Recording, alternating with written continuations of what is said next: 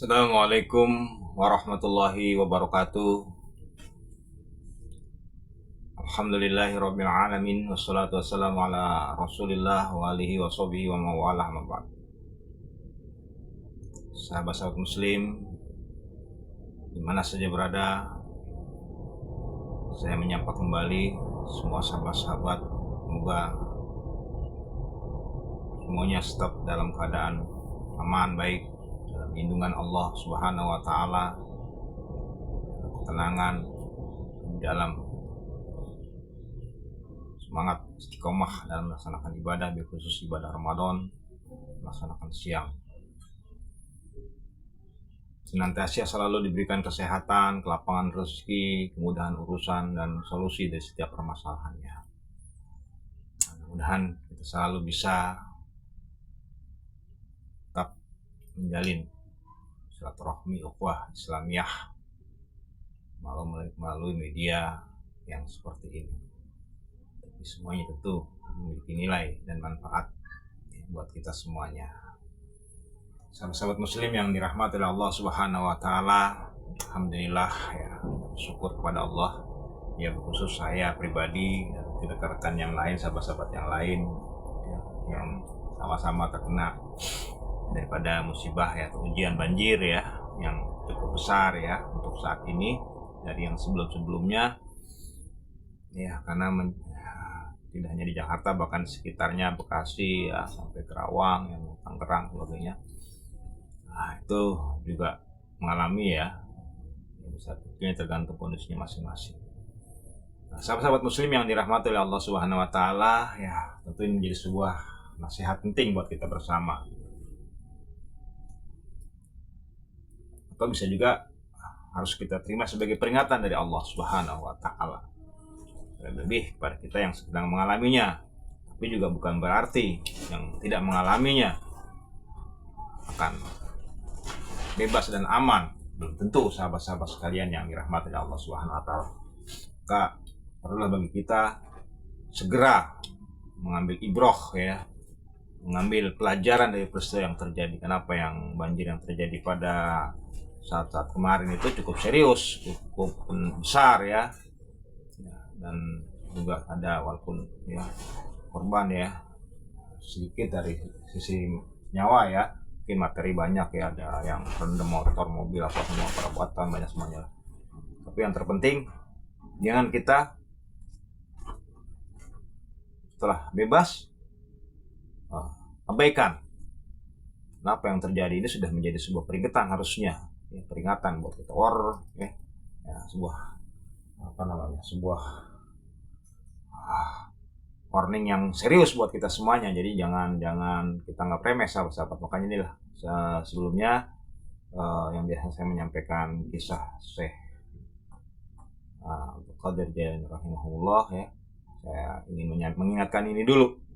Pasca banjir ini saya ingin mengingatkan ya, buat pribadi saya tentunya, buat saudara-saudara saya yang ada di lingkungan ini dan juga yang lain ya, yang juga bisa saja walaupun tidak berada di tepi kali ya, bisa saja terjadi banjir, karena banjir juga ternyata dari hujan ya.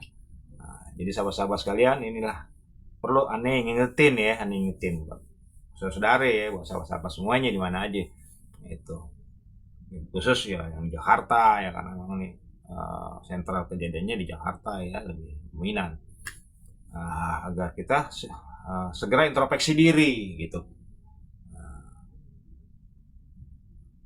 Kita segera evaluasi diri, muhasabah diri, hasibu ya. Nah, kita harus ingat, karena segala sesuatu tentu mengandung pesan dan peringatan, nasihat dari Allah Subhanahu wa taala.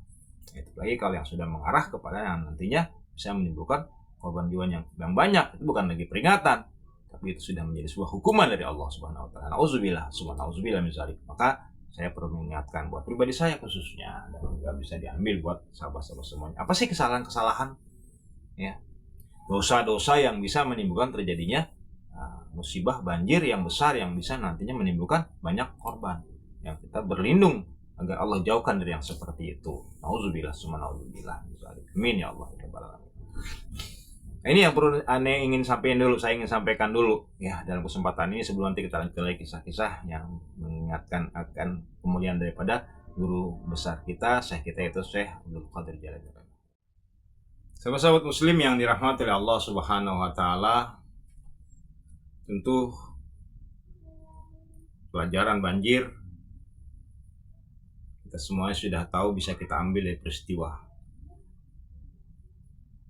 yang diabadikan oleh Allah dari kejadian di zaman Nabi Nuh alaihissalam. Jadi kenapa banjir itu terjadi di zaman itu yang begitu sangat dahsyat, yang mudah-mudahan tidak akan pernah terjadi lagi di zaman sekarang ini, sahabat-sahabat sekalian, dari zaman ya. Nah, itu merupakan awal zaman peradaban manusia yang baru ya, yang kedua ya, yang sebelumnya sudah rusak ya, kemudian sahabat-sahabat sekalian, itulah generasi yang kedua yang menghabiskan hampir seluruh ya umat manusia dan makhluk-makhluk yang lain, bahkan ya banjir yang paling terdahsyat di dunia dan yang kita bermohon tidak akan pernah terjadi lagi hingga hari kiamat kelak nanti. Nah, ini bisa kita jadikan sebagai pelajaran. Kita bisa ambil kandungan peringatan yang ada di dalam kejadian tersebut. Kenapa peristiwa tersebut terjadi? Berarti banjir yang sekarang pun tidak berbeda kesalahannya, tinggal tergantung ukuran besar kesalahannya, sahabat-sahabat sekalian. Nah, baiklah, untuk lebih jelas tentang hal ini bisa kita buka di dalam Al-Quran surah Asy-Syura ayat 117, sahabat-sahabat sekalian. Kenapa Allah sampai mengizinkan, menjadikan terjadinya peristiwa banjir yang begitu sangat besar, yang sangat dahsyat ya, yang banjir tersebut ya dari daratan begitu sangat tingginya, dari daratan ini ya mencapai daripada sampai ratusan meter ya digambarkan ya, jadi daratan tertutup beratusan meter air, bayangkan coba sahabat-sahabat sekalian. Jadi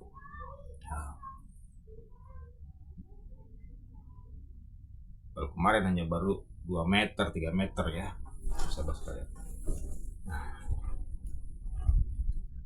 kalau kita simak di dalam Al-Quran, sahabat-sahabat sekalian, surah Asy-Syura ayat 117 di sana digambarkan bahwa penyebabnya adalah karena manusia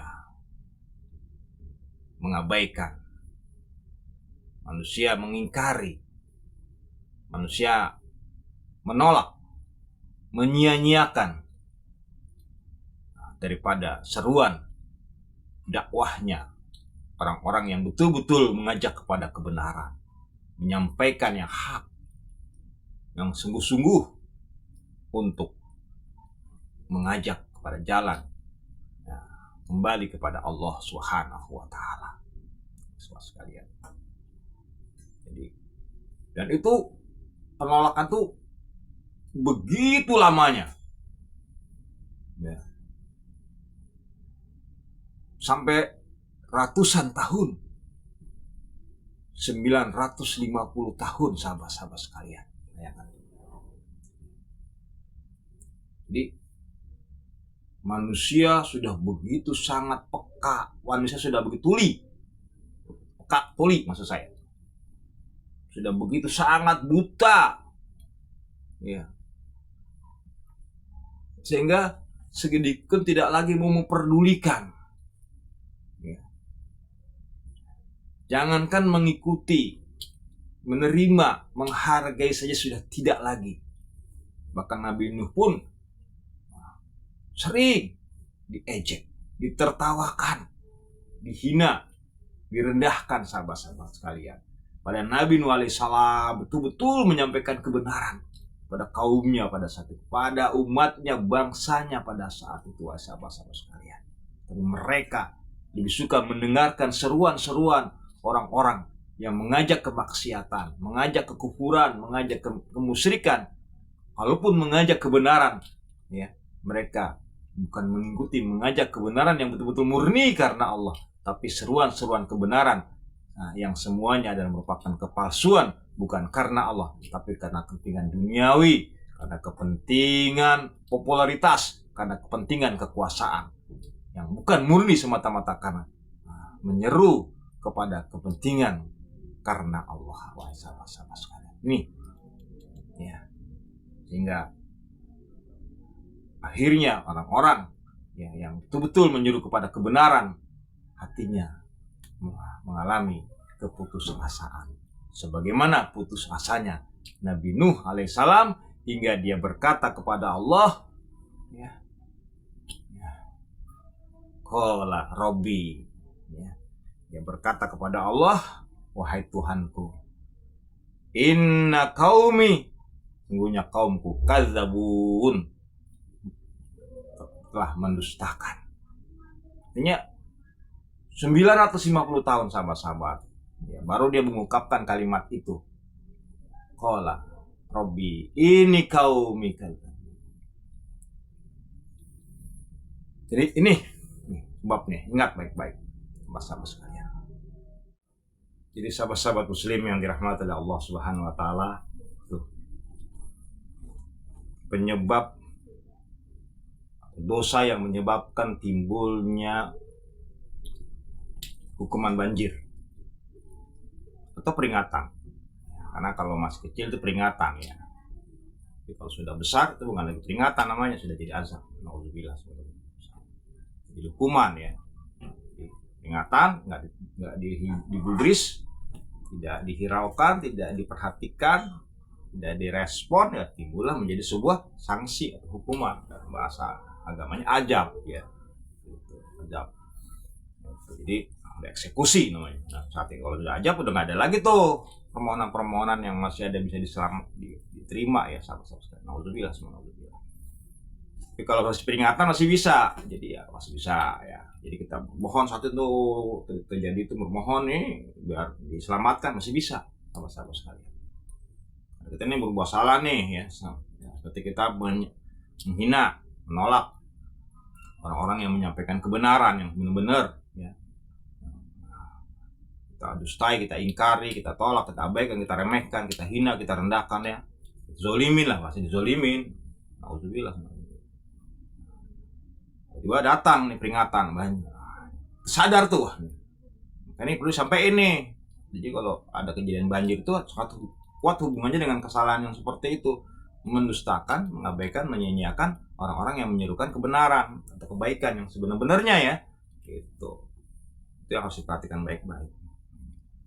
Kita sadar tuh, buru-buru minta ampun. Apa jadi itu masih bisa selamat itu. Kalau itu masih berupa peringatan, tapi kalau nanti sudah berupa hukuman, sanksi, eksekusi atau azab bahasa agamanya, umum berdoa udah nggak bisa. Nanti saya kisahkan kisahnya ya, sahabat sekalian, biar tahu hukuman sebab dosa apa yang menyebabkan terjadi banjir dan bagaimana batas-batas kita bisa menyelamatkan diri. Nah ini jadi sahabat-sahabat sekalian, menurut apa yang diajarkan oleh Allah di dalam Al-Quran, pertama dalam surah Syura ayat 117 yang tadi saya bacakan. Ini udah berat ini kan, ditolak, dihina itu. Bahkan ditantang Nabi Nuh, sahabat-sahabat sekalian. Jadi seruan kebenarannya itu dianggap salah dan dia ditantang gitu. Buktikan kebenarannya gitu loh. Artinya ya dengan fakta, dengan kejadian, karena kan di zaman dulu manusia masih logika pikirannya kan masih sangat ini ya, sangat terbatas ya. Ya dengan kejadian lah, kalau kamu Rasul buktiin ada keajaiban nggak semuanya gitu kan. Makanya zaman Nabi masih ada tuh manusia otaknya seperti itu ya, mana buktinya, kayak disuruh membelah bulan lah, apa kejadian-kejadian yang sifatnya ini supranatural ya, ajaib ya. Orang zaman sekarang juga masih suka yang gitu-gitu gitu, tapi Allah alam sawab namanya. Nah ini sahabat-sahabat sekalian, dosa yang bisa menimbulkan terjadinya hal yang seperti ya, yang terjadinya ujian, peringatan, dan bahkan bisa menjadi ajab yang namanya banjir itu adalah karena, saya ulang lagi, kelalaian kita, kekhilafan kita, kesalahan kita mengabaikan seruan-seruan tentang hal-hal yang benar ya, tentang jalan yang benar, yang baik ya, dari orang-orang yang benar, orang yang sungguh-sungguh Itu karena zaman sekarang juga banyak yang menjurukan kebenaran, tapi yang menyampaikannya nggak sungguh-sungguh karena Allah, coba karena nyari dunia. Nah, ini nggak masuk. Bisa juga dia menjadi penyebab terjadi banjir. Gitu. Jadi memperolok-olok agama, ya kan? Ya, jadi mempermainkan agama, itu juga sama. Nah, berarti intinya adalah yang menimbulkan sebabnya ujian banjir atau timbulnya azab banjir karena kita menolak dan menghina, memperolok-olok yang namanya agama, baik itu si penyerunya atau si penyerunya sendiri yang memperolok-olok hingga umatnya nggak sadar. Bisa seperti itu, sahabat-sahabat sekalian. Jadi ini pelajaran dari situ harus kita ambil ya. Jadi mengabaikan dakwah atau mempermainkan dakwah. Jadi Nabi Nuh udah 950 tahun dakwah dia, bayangkan juga sahabat-sahabat sekalian. Berarti dia hidupnya hampir lebih 100 tahun ya. Kan jadi pendai dia harus dewasa dulu. Ya 1000 tahun maksud saya, 1000 tahun. Jadi nih, ini yang perlu saya ingatkan buat kita semuanya. Perhatikan kalau ada di sekitar kita dai-dai ya, mubalik ya, penyeru kebenaran agama yang betul-betul, jangan abaikan itu. Jangan abaikan itu. Jangan kamu sia-siakan itu. Tapi kalau yang mencari dunia, ya terserah. Itu. Bahkan kalau yang mencari dunia, ya nggak perlu lah. Ya, karena itu bisa juga menjadi penyebab banjir. Sahabat-sahabat sekalian. Nah ini yang perlu saya ingatkan kepada seluruh sahabat-sahabat muslim di mana saja berada. Karena kalau sampai orang-orang seperti itu, ya hatinya betul-betul tersakiti, hatinya betul-betul udah mentok ya.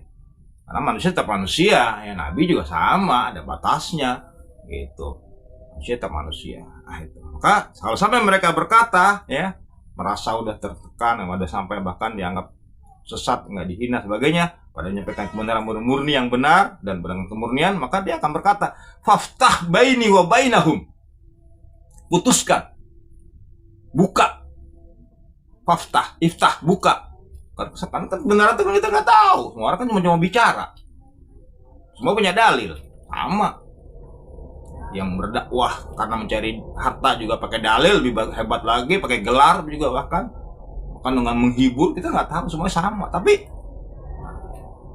yang benar-benar sungguh-sungguh menyampaikan kebenaran karena panggilan, ya, di jiwanya, karena Allah. Nah, orang yang seperti ini kalau tertindas, terhina, maka dia akan timbullah damai. Faftah baini wa bainahum, putuskan ya Allah di antara kami dengan mereka. Ini dalam surah 118 Nabi Nuh. Kalau tertekan Nabi Nuh selama ratusan tahun, bayangin coba. Bahkan anaknya sendiri pun menolak, saudara-saudara keluarganya menolak. Bayangkan coba. Begitu sangat tertekan sama ratusan tahun Nabi Nuh. Ya udah saking beratnya, ya udahlah. Faftah baini wa bainahum, fathan. Yang betul-betul. Nah benar. Kalau buktiin. Setelah firman Allah. Ya udah buat kapal di atas gunung. Tawahai Nabi Nuh. Bayangin coba. Dari dulu udah ketawain terus. Kata benar lah, Allah akan membuat sebuah keputusan agama. Orang-orang yang benar selamat dari masuk ke perahu Allah Nabi Nuh yang ratusan tahun cuma mendapatkan 70 hingga 80 murid jamaah, sahabat kalian. Jadi nggak jaminan jamaah yang banyak itu benar, nggak jaminan. Jamaah yang sedikit itu nggak benar, salah. Justru Nabi Nuh ribuan umat bangsanya yang bisa cuma di 70 hingga 80. Nah, ditambah dengan nanti pasangan-pasangan hewan, tumbuhan ya cerita gitu. Jadi sahabat-sahabat sekalian, ini hati-hati. Saya ingatkan sekali lagi, hati-hati dengan orang-orang dai-dai mubalik yang betul-betul menyerukan kebenaran yang murni karena Allah, bukan karena dunia. Nah, itu. Kalau kita abaikan mereka, zolimi mereka, kita sampai mereka hatinya, nah inilah bisa jadi akan datangnya peringatan Allah. Bahkan bisa menjadi azab, datangnya banjir, wah yang besar, na'udzubillah, summa na'udzubillah. Kalau sudah berupa azab, permohonan kita juga terima. Tapi kalau masih peringatan masih bisa, sahabat. Ini ada dikisahkan dalam sebuah hadis ya. Jadi ada seorang wanita di zaman Nabi Nuh ya, yang dia sudah begitu sering menghina apalah Nabi Nuh sebagainya. Ketika banjir itu terjadi, dia naik ke atas kaki gunung ya. Dia punya anak bayi nih, punya anak bayi dia. Banjir ngejarnya, naik sampai ke puncaknya. Banjir tetap mengejar sampai dia terus bermohon ya. Padahal di atasnya bayi nih, tetap aja tenggelam. Begitulah kata Allah. Kalau Allah sudah menutup, ya artinya sudah memutuskan hukuman. Kalau Allah masih, Allah akan selamatkan si ibu bayi tersebut atau si bayi tersebut, bayangkan. Astagfirullahaladzim, astagfirullahaladzim, kulli dzambi wa atubu ilaik. Ilalikum masalah. Barakallah. Maafkan. Kita bermohon ampun kepada Allah. Astagfirullahaladzim, kulli dzambi. Ini Ramadan. Jadi ujiannya di bulan Ramadan. Sama artinya peringatan buat kita yang sedang melaksanakan Ramadan. Apakah Ramadan kita murni karena Allah atau puasa atau Ramadan kita hanya semata-mata? Ya, masing-masing kita yang tahu. Rabbana atina fid dunya hasanah wa fil akhirati hasanah. Assalamualaikum warahmatullahi wabarakatuh. Terima kasih.